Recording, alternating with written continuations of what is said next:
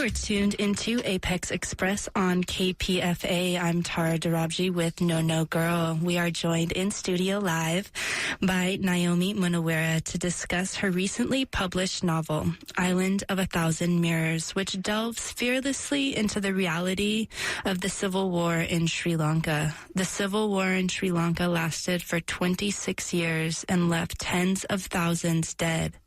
Nayomi Munaweera was born in Sri Lanka, grew up in Nigeria, and now lives in Oakland. Welcome to Apex Express on KPFA. Thank you, you guys. It's great to be here. So, Nayomi, we just gave a short synopsis of how you ended up in the Bay Area, but could you flesh that out and tell us your family's migration story? Yeah, it's such a fascinating story, and I think it's a really common one. My family left Sri Lanka in 1976, and we left not because so much of the war was starting, but there were rumblings of it, and the economic situation in Sri Lanka was quite bad. So we actually moved to Nigeria, and I lived there till I was 12 when there was a military coup, at which point we then moved to California. And I was 12 and went to college and high school and all of that in California. How old were you when you left Sri Lanka? I was 3. You were 3? Yeah. And do you remember growing up there at all, or is it just like... Oh, yeah, absolutely. So we lived in Nigeria, but every year for a month, we spent a month in Sri Lanka. So I was really familiar with what it meant to be there. I didn't live there, but I had very close connections. My father's family is all still in Sri Lanka and went through the war there. And this is important for the novel. What's your ethnicity or? So I'm actually ethnically Sinhala, which is the majority race. The war was fought between the majority Sinhala and the minority Tamils. And Nayomi Munaweera, Island of a Thousand Mirrors is your first novel. Congratulations on getting it published. And why were you compelled to write about the civil war in Sri Lanka? That's such a good question. Toni Morrison has this great quote, which is, if there's a book you want to read and it hasn't been written, you have to write it. And I think that was really the impetus for writing this book. I'm a huge reader. I read South Asian literature for years and years and years. And, that this story just wasn't told. I read everything. I mean, there are some stories. There's Anil's Ghost by Michael Ondanji, of course. There's a few other books. There's one called July. But on the larger stage of literature, the war was just missing. And I know that that's not going to be the case anymore. As people get used to the fact that it's over, the war ended in 2009, there will be more and more stories. But when I was growing up and an adolescent and a young adult, this story was really missing. And I felt a desire to read this book, which is what I think drove me to write it. And why do you think the stories of Sri Lanka and the war are so untold? Oh, wow. Well, because the people that lived through it were living through it. They were going through daily brutality and bloodshed, and if not active warfare, then they were going through economic hardship. There wasn't a lot of space to step back and think about it or try to assimilate your experience in terms of writing. So I think I was really poised in this sort of blessed place between proximity and distance. I was safe enough because I lived in America, but we went there every year for a month, so I got to witness some of what was going on. And you are a writer who's experienced a lot of. You were at Vona, and what was the other writing? Squaw Valley. Squaw Community Valley of writers. Yes. So what kind of support did you have in writing this book? I started writing this book 10 years ago. I quit grad school because I really wanted to write a novel instead of read other people's novels. And for the first about 9 years, it was just me in a room writing. So I didn't show my work to anyone. I wasn't part of any writing community. And then about a year ago, maybe more than that, maybe 2 years ago, my partner actually said, well, you better start showing it to people. And I said, no, I don't want to do that. But it's so necessary. And the first thing I did was a workshop at Kearney Street, the IWL, which was fantastic. And then immediately after that, I did Vona, which was really great, which is the Writers of Color workshop at Berkeley, and just amazing support, amazing feedback, amazing people in my class. That's where I met you, Nayomi. Yes. That's where I met Tara. CZ Packer was our instructor, and it was just absolutely phenomenal. From then, I went on to Squaw Valley Community of Writers, and I've been there 2 years in a row now, and again, like, incredible support.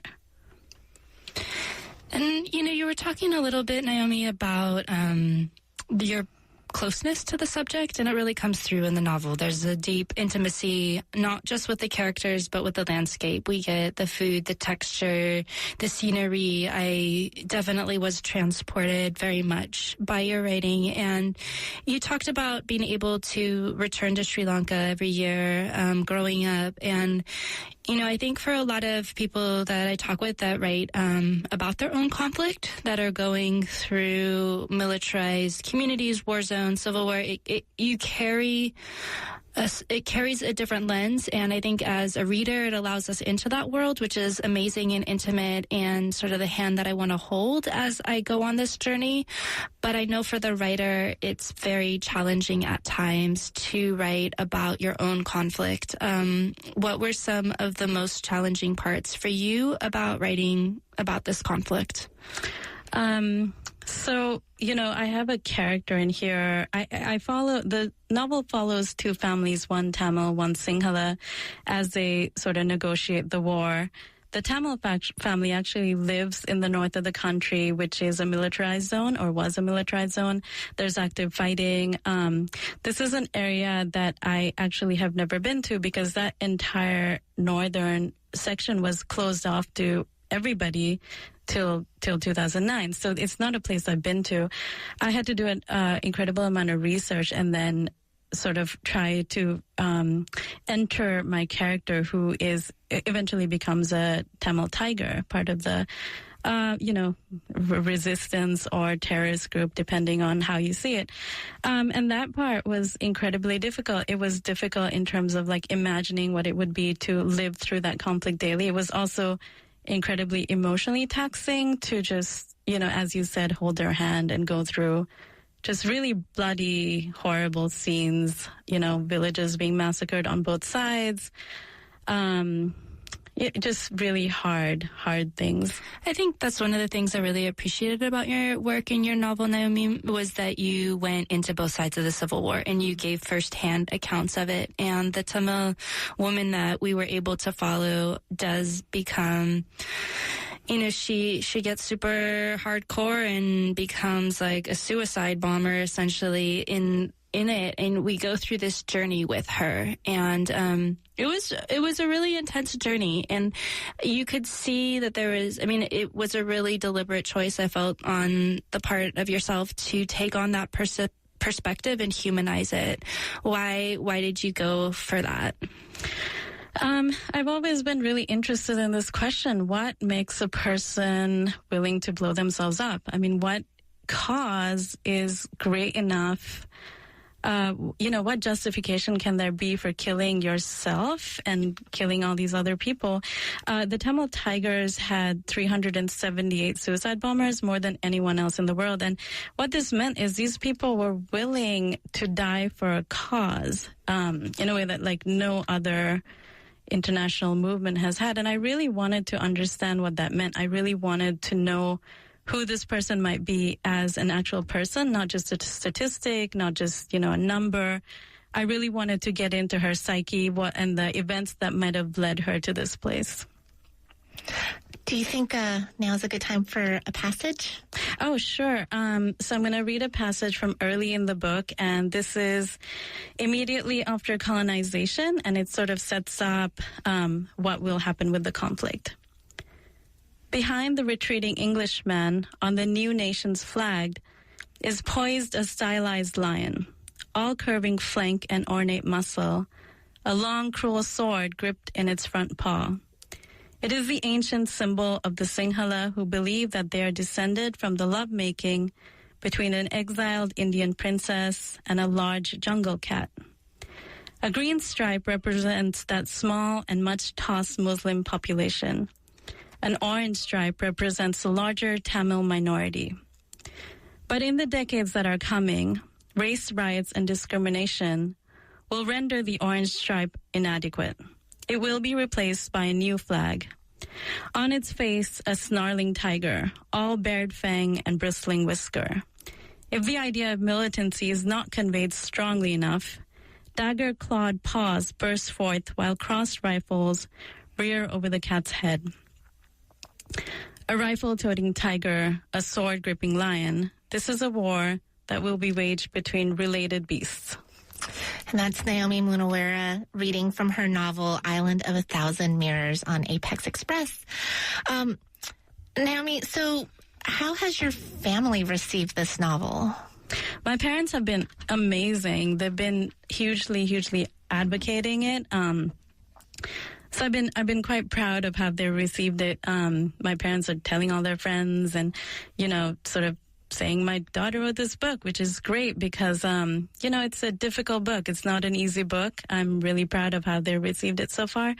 And all my extended family, I have family in LA, I have family in Sri Lanka. The novel's actually not out in Sri Lanka, so I'm waiting to see what that will feel like. But an amazing part of this is I've been contacted by the Sri Lanka diaspora all over the world. And people are like, I want to read your book. I want to teach your book. And it's just amazing to see how that diaspora gets word and then sort of comes together. Well, have you were saying that you're Sinhalese, so your family is Sinhalese. Have you heard responses from Tamil folks? I've had Tamil folks. I actually am very close to certain Tamil family members. There's some intermingling in my family, and the reviews have been really positive so far. And in terms of the larger community, have you gotten any backlash or any response from the novel? Not quite yet, but I'm sure there will be. I'm hoping everybody reads the novel before they sort of take a position on either side. I know it's sensitive material, but my point in writing this book was to show that, neither side is innocent. Neither side is heroes. The Sinhala military was just absolutely as brutal as the Tamil Tigers. The Tamil Tigers started off as a freedom fighting force and then devolved into terrorism, and they were conscripting child soldiers and, suicide bombings and all of that. And the military responded with just as much just pure bloodshed. So my whole point in writing this book was to show that there are people, like actual people, caught in the middle of this, who didn't ask for it, who suffered, who are not talked about. So I really have I'm not leaning towards either side. I'm just trying to tell the story of people. I think that really came across in the novel was that you get to go into these. And I also liked that it's about two families and they share a house. So you have the Tamil on the top and the Sinhalese on the bottom, and you see the relationships evolve. And, the book was a total pleasure to read. I have to say that I was like trying to think about the metaphor, and I decided it was like dark chocolate mousse because it was really smooth. Yeah, it was so smooth going down, but it had a dark edge and it was bitter, and it was also very sensual, and you wanted to go back for more. So I definitely want to compliment you on it, and just the artistry of it. And within that, though, I think that what makes it so powerful was the intimacy that you have with the characters. And there's sort of, you're dealing with this war and the Civil War, but within all of it, there's the individual people, and you get to go through their love, their heartbreak, and everything. And you really show love affairs that cross the ethnic divides. And why did you really decide to show the conflict through the heart and through the love relationships? You can read a history book about all this stuff, and, you can know all the dates, and, you might come away knowing dates and numbers. You might know how many people died, but you're not going to get a sense of what happened. And I really wanted to show that these were real people, although I made them up, so fictional real people. Real people going through something really hard. And I'm glad you brought up the love affairs and all of that, because this isn't just a book about a horrible, hard war. It's also about falling in love and like immigrating and so many things. And, the story is really, it's really human. It's about people. It's not about these dates and times and numbers. It's like if you want someone to remember, you want them to remember how it felt. So that's what I was trying to get at. And I love your analogy of dark chocolate because I'm a big fan of that. So it hit the spot. Yes. Let's see. So, Nayomi, through the end of the novel, one of your main characters leaves Sri Lanka again and comes to the Bay Area. But she's suffered a terrible loss and wants to disengage from her past in the war. Your book does the opposite. It drops us into the heart of the conflict and allows your reader in. So why do you think it's important to preserve the memory of the civil war in Sri Lanka? I think the question of war is such an important one for all of us to grasp. I mean, we are in America, right? And, you know, we have our fingers in all kinds of wars all around the world. And I think it's important for us to have some understanding of what that feels like. I mean, this book is set in Sri Lanka, but it could just as easily be about Colombia or Nigeria or South Africa or, you know, any other place that went through conflict. I mean, this is not the only war. It's not the only civil war. So it's just very important for us, I think, even as, you know, Americans, to have an understanding of what that feels like. Nayomi, talk to us a little more about that concept of war and being in America, because I think that's one of the things that sort of fascinates me a lot is I see a lot of migration stories heading out of conflict zones.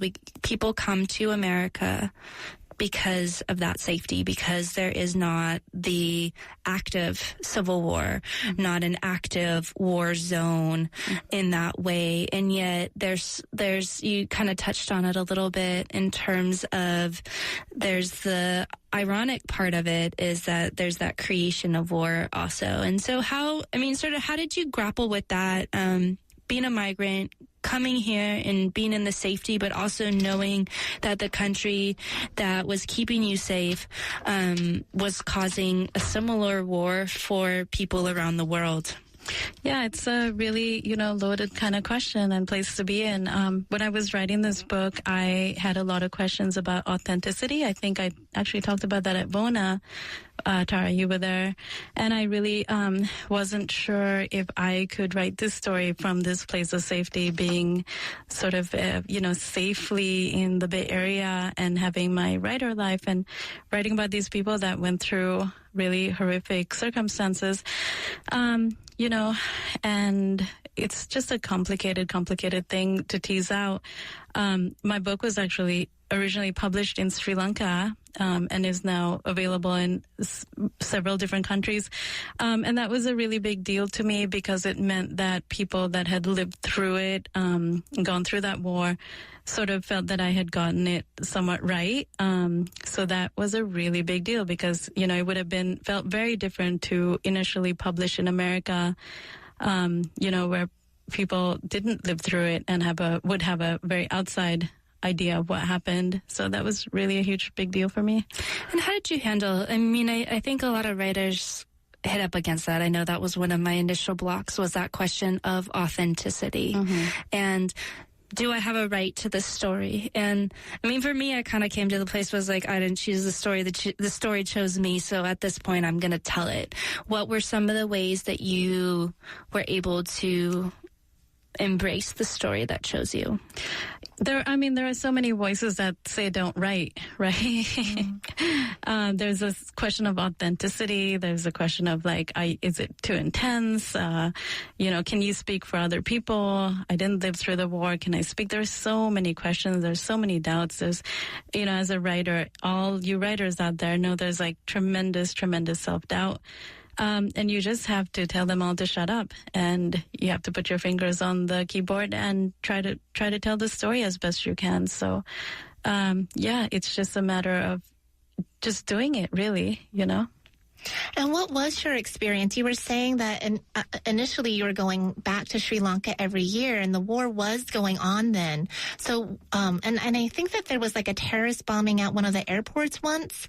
So what consciousness did you have of the war when you would return back to Sri Lanka? There were various terrorist bombings. There was the central bank bombing. There was bus bombings all over the place. As you said, the airport bombing. So let's see. I actually would go back every year for a month until I was an adult, and then I haven't been back for quite a while. When I was about 14, I was actually in a bombing, not a fatal one. I think there might have been some people hurt, but it was considered one of the smaller bombings. It was much smaller. Basically what happened is my aunt's a horticulturalist, and we went to a flower show. She was showing her orchids, and my whole family was there. It was a big open sort of stadium, and there might have been about 300 people there. My cousins and I went outside for ice cream, and there was a bombing inside the building. And then they were bringing out people on stretchers, covered in blood. As I said, no fatalities, but people did get hurt. We went back inside, and there was shrapnel all in the walls right where we had been. So that's the closest I got. The sort of interesting thing about this is, that night we went to dinner, we joked about it, and I really understood at that moment what it meant to sort of live with this as a daily possibility. My family was so sort of cavalier about it because they had to be. You couldn't treat this as a huge big deal because you wouldn't be able to live your life. And I really got that. Okay, this is how you live. Like, this thing happened, you kind of joke about it. And it's kind of funny. I mean, it wasn't funny at all. But I could think that it wasn't funny from, like, the safety of America. If you're living in it, you have to do whatever you can to get through it. We did find out later that it wasn't LTT, it wasn't Tamil Tiger related. So it was some sort of internal conflict. But, it was a bombing. People did get hurt. So I kind of got a little sliver of a glimpse of what it might be like. I mean, and it's not just the terrorist bombings. Like, when I went back, I was in Sri Lanka with Nayomi. And what was that, 2002? It was after 9/11. And so the activities of the Tamil had died down because of Bush's, war on terrorism. Yes. But yet, still on the Western side, there were people walking around with, I don't know what kind of guns they were, but they were huge. AK-47. Yeah. Right? And so without even having the necessarily the threat of terrorism, you still see militarization everywhere. And that's an everyday kind of thing. And you see amputees everywhere. Yes, absolutely. The amputees are from landmines. I think, on that trip we were being stopped and people would look at our passports. There was one trip in the 80s, I think around 84, 85, where we were stopped from the airport to our house 14 times by the military with the guns and all of that. And we were safe because we have the magic blue passport, right? But Tamil kids were being disappeared. If you were Sinhala in the north, you would be disappeared. There was all kinds of stuff going on. So absolutely militarized country.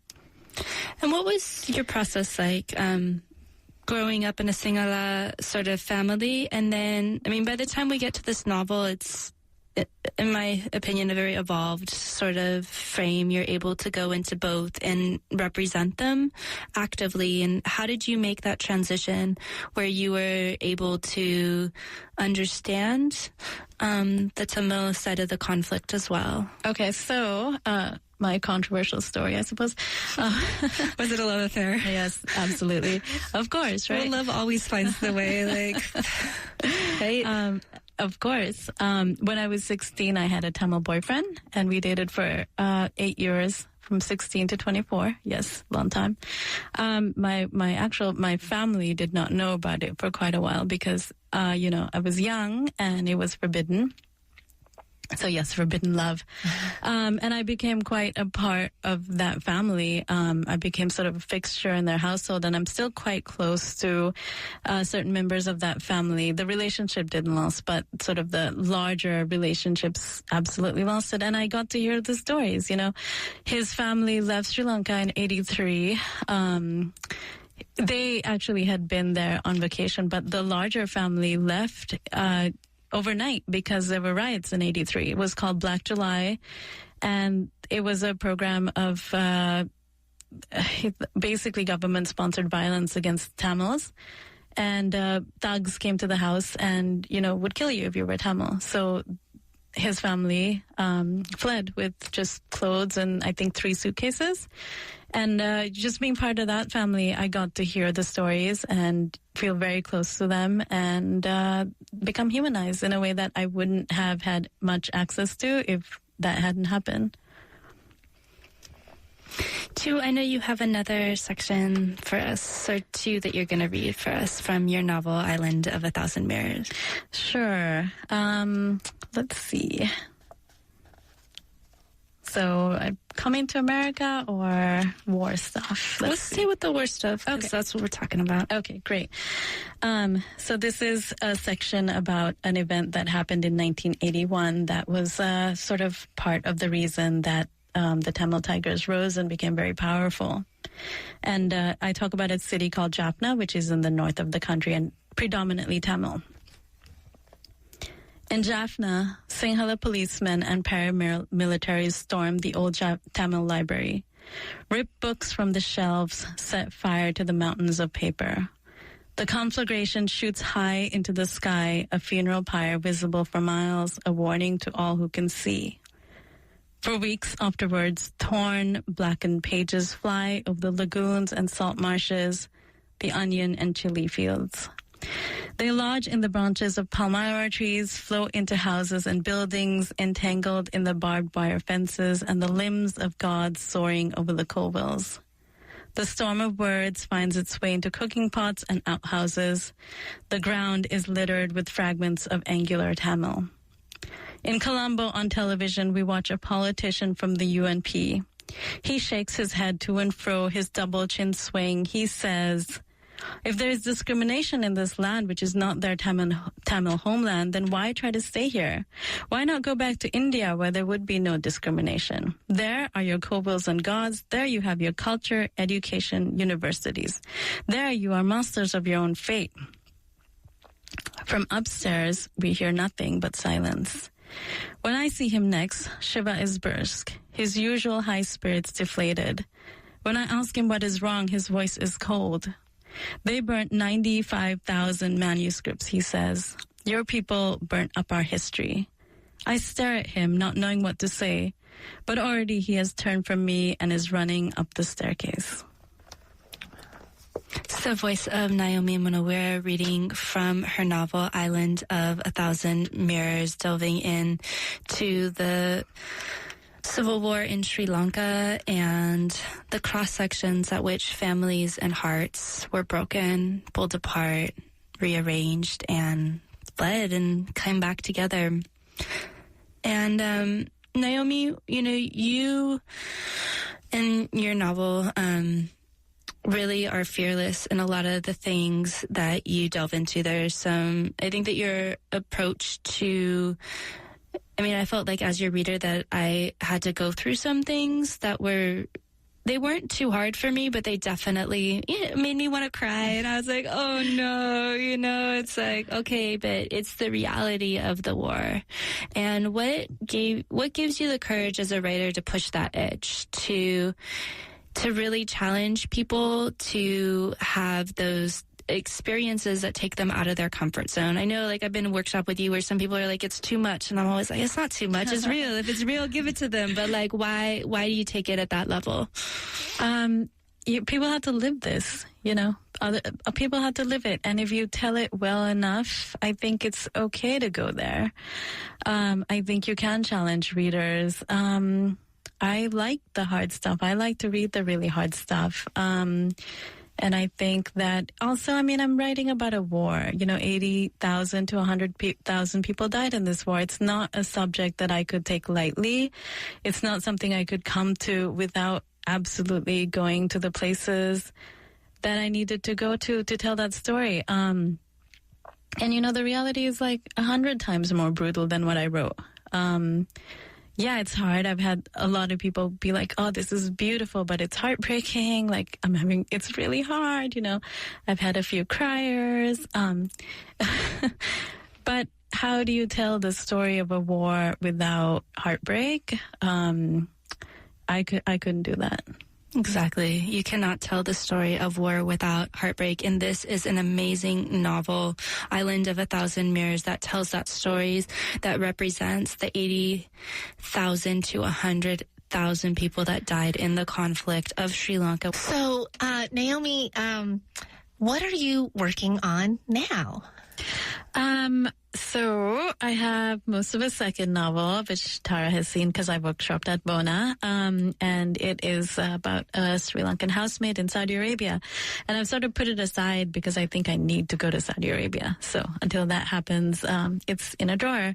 And I'm working on my third novel, which is about, let's see, I suppose it's about what happens when the American dream goes horribly, horribly, horribly wrong. It's about a Sri Lankan woman who comes here and etc., etc. I can't reveal too much right now. And Naomi, in our last couple minutes, what did you hope to achieve when you set out to write this novel? Oh my God. I started writing this book 10 years ago, and I was like, I'm going to write a novel. I have no idea what that means. And it just came to me. It's sort of, as you said, the story sort of grabbed me, and I never knew if it would be in print. It took me 5 years to write. I didn't dare hope that it would actually be a book at some point. So, what did I hope to accomplish? Just to get the story out. And it's just absolutely miraculous that it's made its way into print. I'm just blown away by all of this. And you said, so those were your local dates, but then you're also going to be doing a book tour internationally. Yes. So since my book is actually published by a Sri Lankan publishing house, it's coming out in India. It's coming out in Sri Lanka, Singapore, and Australia by my Sri Lankan publisher. And then Hatchet India is releasing it in India. What's the timing on all of that? It will be out in Sri Lanka, Singapore, and Australia in the next 2 weeks, and then India early next year. Right. And so you're touring? Yes, I will be in India and Sri Lanka January, February, March of next year. Yeah. And you're hearing it first here on Apex Express. Yeah. Well, congratulations. I mean, I've known you for a while now, and to have this in my hands and to see the silver embossing on it and, to hear you read those passages, it's just a great honor, and I'm so proud of you. Thank you. It's really sweet. Yeah, thank you so much for joining us, too, during this time live. Excellent. Thank you so much, you guys.